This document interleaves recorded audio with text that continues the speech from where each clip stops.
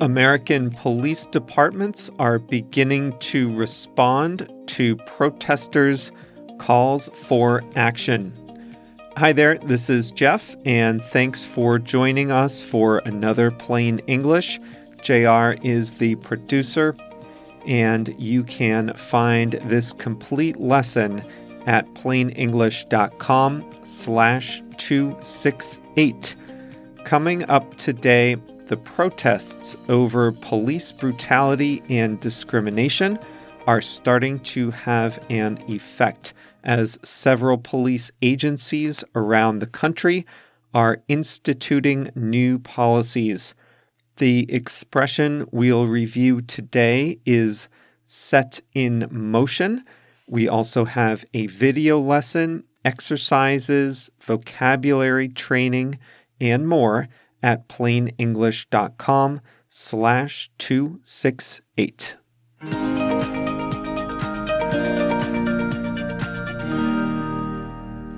The protests for racial equality in the U.S. continued into a third week. The protests in the second week have been mostly peaceful. The looting, fires, and other violence that characterized earlier protests did not, in general, continue.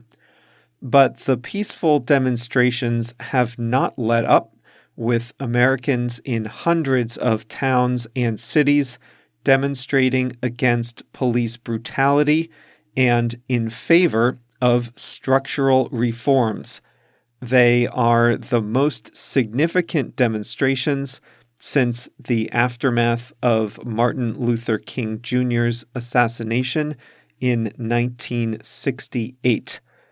The American public is broadly sympathetic with the protesters' message, and this could be a turning point for policing. Several states and cities have committed to changing their tactics. In Minneapolis, where George Floyd died under the knee of a white police officer, the city pledged to ban chokeholds and neck restraints.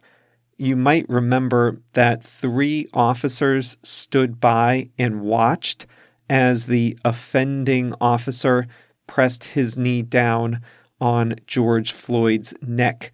Minneapolis will now require officers to intervene if they see another officer acting improperly. That's currently the policy in some other cities, but is likely to become more common. Police agencies in California are going to stop teaching tactics that block the flow of blood to the brain. The Dallas Police Department said it would ban any force that would restrict a person's airway, and it would require officers to issue a warning before shooting. It will also require officers to intervene if improper force is being used. Police sometimes use tear gas and rubber bullets to contain protest crowds in big cities. Many police departments have announced they will no longer use those in peaceful protests. In recent years, many police officers have worn body cameras and have dashboard cameras in their vehicles. The use of these cameras is also likely to expand in the future. One of the clearest images from recent weeks has been protesters against the police or citizens against the police. And that has been the reality in many places. But one of the images that often gets overlooked is of police joining protesters. Many police officers, including police chiefs, are disturbed by the unjustified violence in other places. The police chiefs of large cities like Pittsburgh and Phoenix, and smaller cities like Santa Cruz, California, and Aurora, Illinois, all lent their support and joined protests. Several police officers in Ferguson, Missouri, the site of an unjustified police shooting several years ago, joined protesters for a 9.5-minute kneel in George Floyd's memory. Police reform in the United States is difficult for a number of reasons. A quirk of the American system is that policing is a local activity. Unlike in many European countries where policing is controlled by the national government, American cities and counties set their own policies and have their own budgets. This means that policies are uneven throughout the country, and sweeping reforms can't all happen at once. In big cities, the mayor appoints the police chief. In more rural areas, the county sheriffs are directly elected. At election time, mayors and sheriffs appeal to law and order to win votes. Community-oriented policing is less of a vote-getter.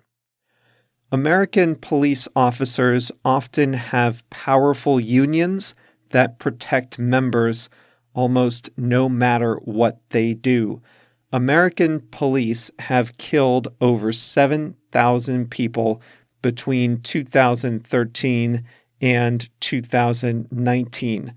Some of those were, no doubt, justified, but in only 48 cases was an officer convicted of a crime for the killing.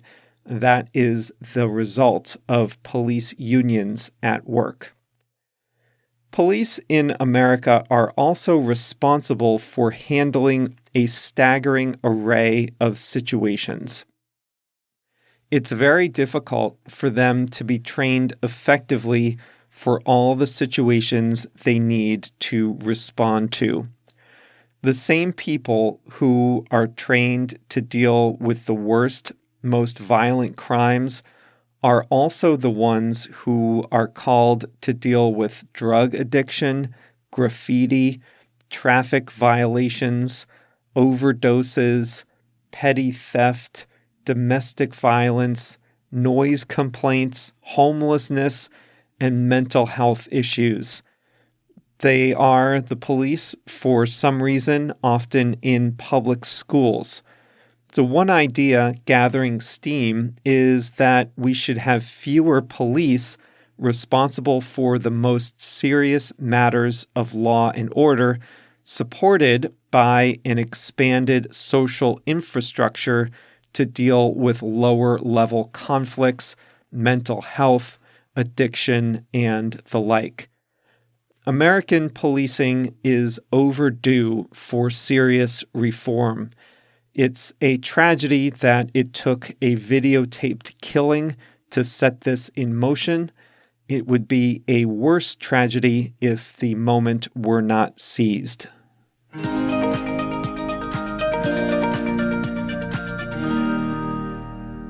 I want to say a big hello and thanks to all of you who have joined Plain English over the last few weeks, whether you've joined as a starter member, a Plain English Plus member, or a free member. Thank you and welcome to our new website. I've been really happy with how many of you have been logging on and exploring our new site. We have a ton of new ways to practice and improve as part of Plain English Plus. We have a supportive online community, live video calls, new exercises, quizzes, videos, courses, really just a great way to improve. We made a huge investment in this new site, and the Plus membership will be going up from $15 to $19 per month on July 1st. Now, the good news is that members always pay the price they join at. So if you join today, your price is $15 per month. It will always be $15 per month as long as you join by June 30th, 2020.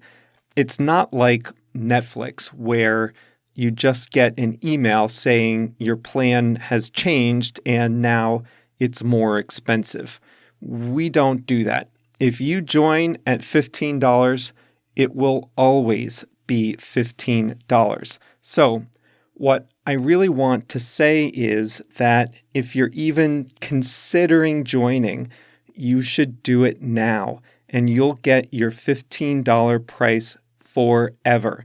There's no obligation to stay, but if you sign up in this month of June 2020, you'll get the lowest price we've ever offered, and that will be your price forever. So check that out at plainenglish.com/plus, plainenglish.com/plus, and remember to get on there before the end of June 2020 in order to get the very lowest price we will ever offer, plainenglish.com/plus.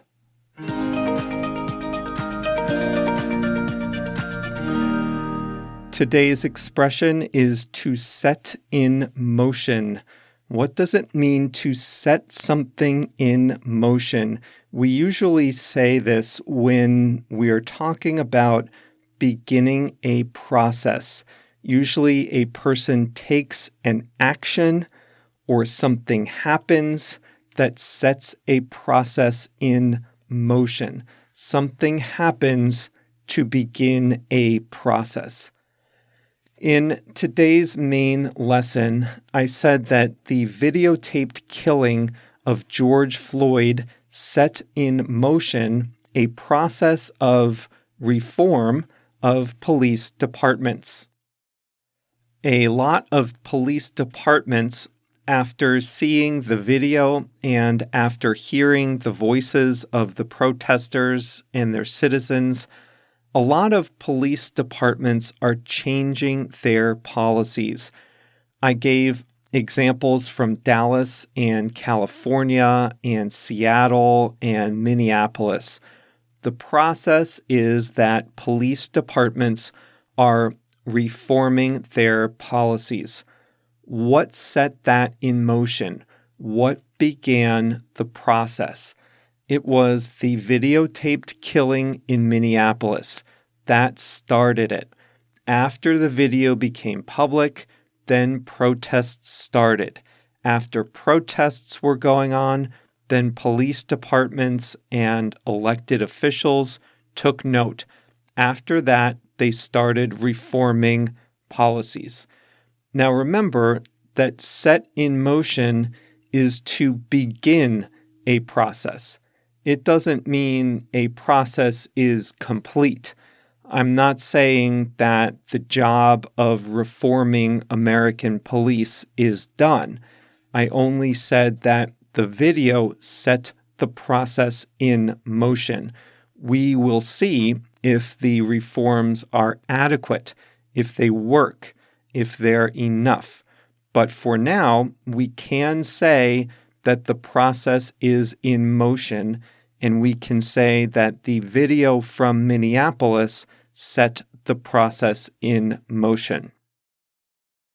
June 6th was the 76th anniversary of D-Day, the date on which 176,000 American, British, and Canadian forces landed on the beaches in France's Normandy region. The D-Day invasion set in motion the events that eventually won World War II. That was not the end of the war. The war did not end until September 1945, over a year later. But that event, the daring landing on mainland Europe's beaches by Allied forces, that set in motion the events that would later win the war. That was the beginning of a series of events, a process. The coronavirus set in motion a vast movement toward remote working. The coronavirus by itself didn't make you work at home. All the coronavirus does is make you sick. But the spread of the virus set in motion this huge experiment where people around the world started working at home.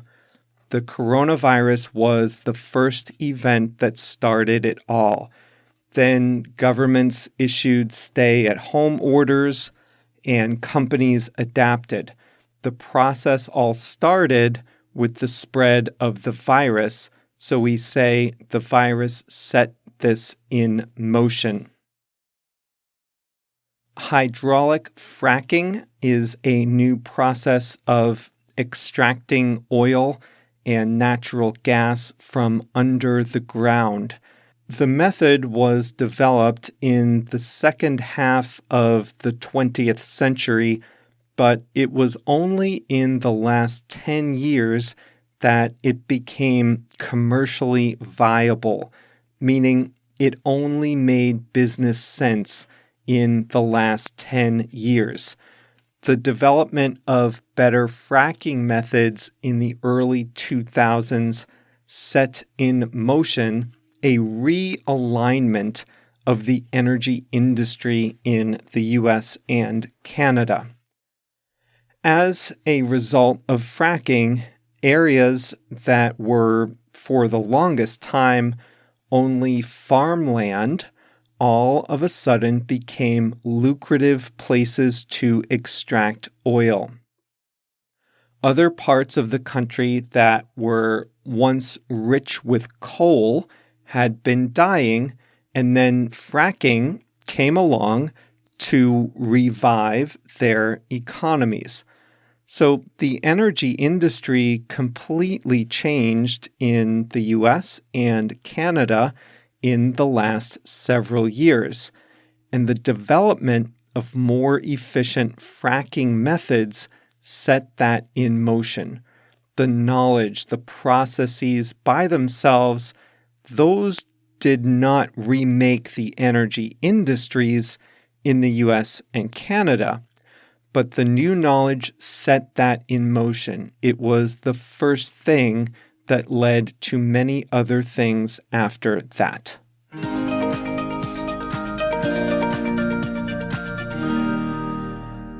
I'm reading a book about the science of sleep.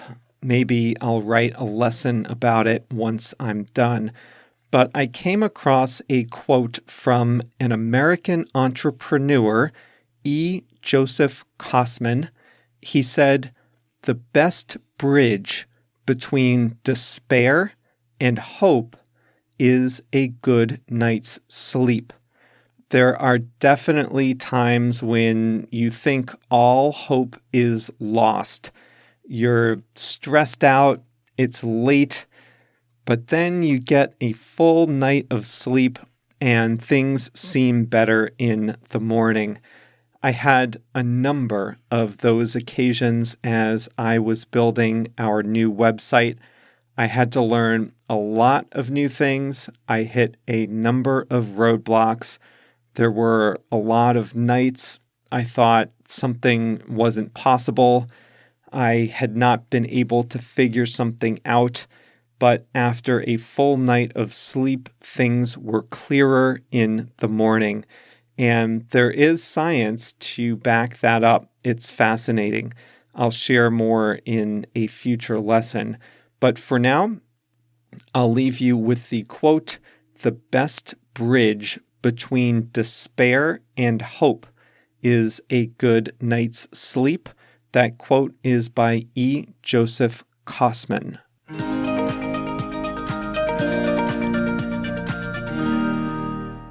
Speaking of the new website, there really is a lot that's new, and I just feel so lucky that we live in a time where a lot of this is possible.